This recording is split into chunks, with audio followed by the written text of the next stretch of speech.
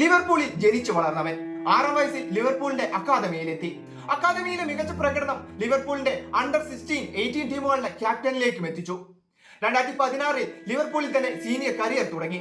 പിന്നീട് അങ്ങോട്ടുള്ള 8 വർഷങ്ങൾ നീണ്ട ആ 8 വർഷങ്ങൾ ലിവർപൂളിന്റെ വിശ്വസ്തനായിരുന്നു. ട്രെന്റ് അലക്സാണ്ടർ അർണോൾഡ് എന്ന ഇംഗ്ലീഷ് താരത്തെ കുറിച്ച് പറയുമ്പോൾ ഇതെല്ലാം കൂട്ടിച്ചേർക്കണം.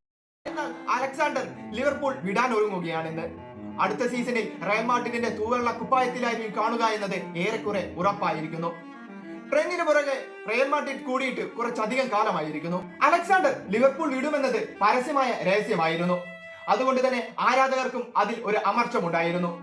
യുണൈറ്റഡിനെതിരെയുള്ള മത്സരത്തിൽ അർണോൾഡിനെ ആരാധകർ കൂവി വിളിച്ചാണ് എതിരേറ്റത്. അർണോൾഡ് ക്ലബ് വിടുന്നതിന്റെ അമർഷം അവർ പ്രകടിപ്പിച്ചുകൊണ്ടിരുന്നു.